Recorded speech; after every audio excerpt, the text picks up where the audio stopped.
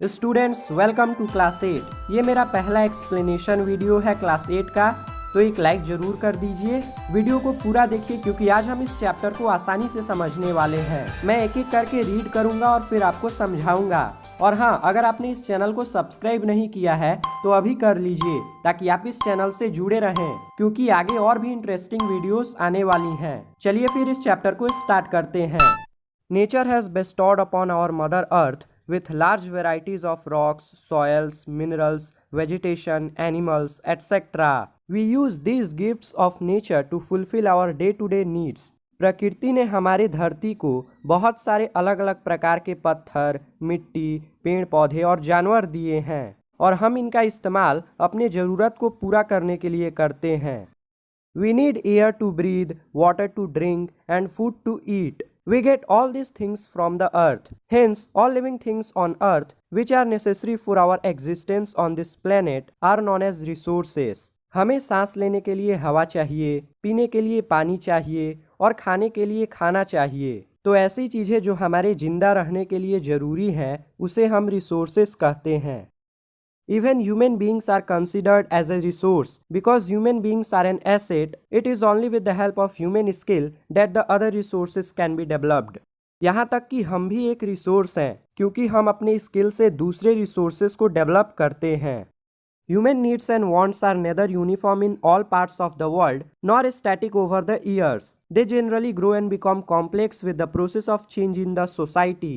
समय के साथ साथ हमारी ज़रूरतें पूरी दुनिया में एक जैसी नहीं रही हैं। जैसे जैसे सोसाइटी चेंज हुई है हमारी ज़रूरतें बढ़ती गई हैं और कठिन होती गई हैं। In ancient times, emphasis was mainly given on satisfying the basic needs such as food, clothing and shelter which was derived from the natural environment. Even today, the pygmies of Africa eat edible plants, roots, flowers, fruits and hunt animals. Greater emphasis is laid on the utilization of resources for satisfying the multifarious needs of human beings. पहले लोग केवल अपने basic needs को पूरा करते थे, जैसे खाना खाना और कपड़े पहनना। आज भी अफ्रीका के पिग्मीज फूल खाते हैं, पौधों के जड़ खाते हैं और जानवरों का शिकार करते हैं। अब सोसाइटी एडवांस हो चुकी है। अब हम बेसिक नीड्स के साथ साथ अपने ज़रूरतों को पूरा करने के लिए बहुत सारे रिसोर्सेज का यूज़ करते हैं। अगर आप अच्छे से समझ पा रहे हैं तो वीडियो को एक लाइक ज़रूर कर दीजिए। नीचे कमेंट कीजिए कि आपको ये वीडियो कैसा लग रहा है। चलिए आगे पढ़ते हैं।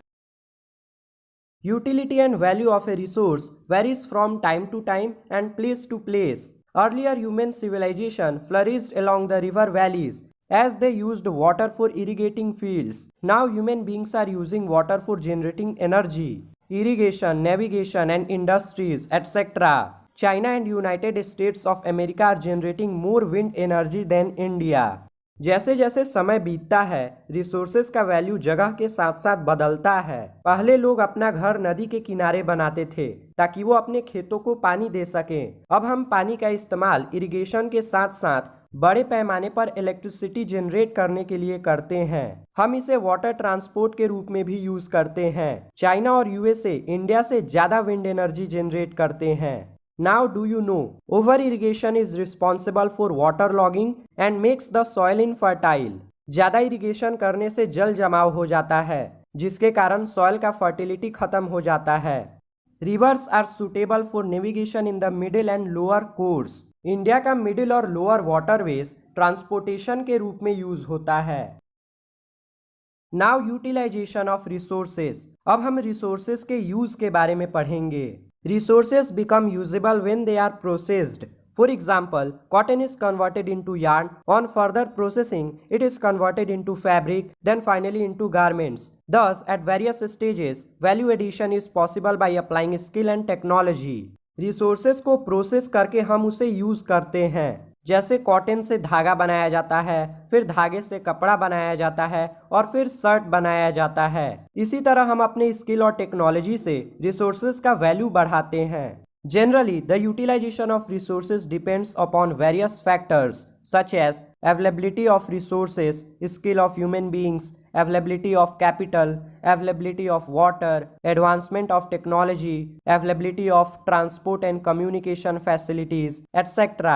रिसोर्सेज का यूटिलाइजेशन इन चीज़ों पर डिपेंड करता है। रिसोर्स अवेलेबल है कि नहीं, ह्यूमन बींग्स का स्किल कैसा है, कैपिटल अवेलेबल है कि नहीं मतलब पैसा है कि नहीं, पानी मौजूद है कि नहीं, टेक्नोलॉजी कितनी एडवांस है और ट्रांसपोर्ट और कम्युनिकेशन फैसिलिटीज़ अवेलेबल है कि नहीं। इन सब चीज़ों पर रिसोर्सेज का यूटिलाइजेशन डिपेंड होता है। In the initial stages of economic development, availability of resources played a very important role. With the advancement of technology, availability of capital and skilled labor became a necessity for the utilization of resources. For example, USA is termed as a developed country because it is economically self-sufficient and technologically advanced. On the other hand, India is still in a developing stage. Though resources are essential for development, but their mere presence does not guarantee development. Other factors also play a crucial role.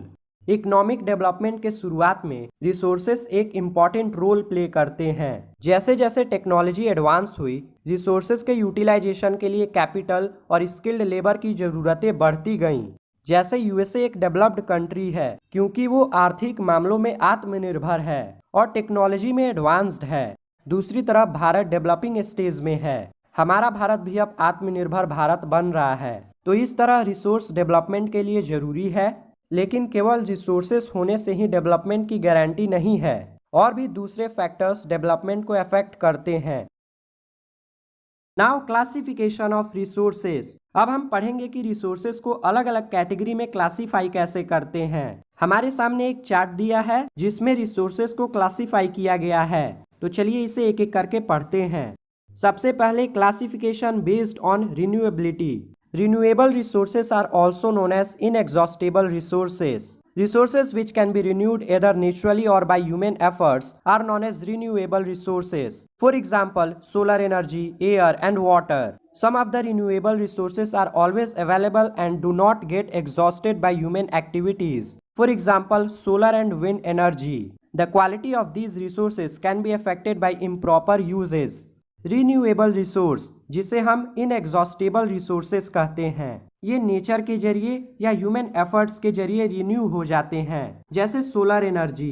कुछ renewable resource हमेशा मौजूद होते हैं और कभी खत्म नहीं होते, जैसे हम सोलर एनर्जी का यूज़ करते हैं और विंड मिल के जरिए विंड एनर्जी का यूज़ करते हैं। हमारे एक्टिविटीज़ इन रिसोर्सेज के क्वालिटी पर प्रभाव डालते हैं।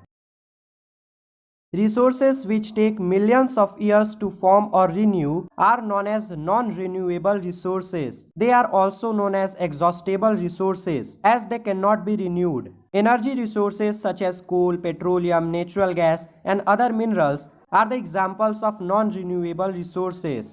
Non-renewable resources, जिसे exhaustible resources भी कहते हैं, क्योंकि ये खत्म हो जाते हैं और दोबारा रिन्यू होने में करोड़ों साल का समय लगता है। इसका एग्जाम्पल है कोल और पेट्रोलियम। इसीलिए आजकल इलेक्ट्रिक व्हीकल पॉपुलर हो रहा है, क्योंकि इलेक्ट्रिसिटी नॉन रिन्यूएबल रिसोर्स से भी जनरेट होता है।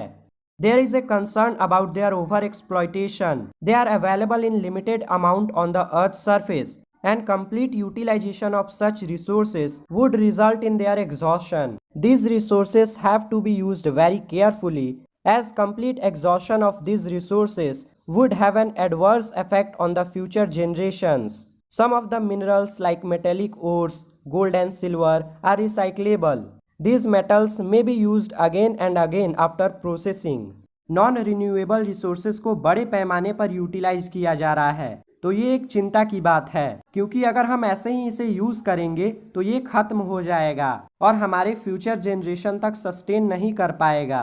कुछ मेटल्स ऐसे हैं जिसे हम रिसाइकल कर सकते हैं, जैसे गोल्ड और सिल्वर। इसे हम बार बार प्रोसेस करके यूज़ कर सकते हैं। Now classification based on origin.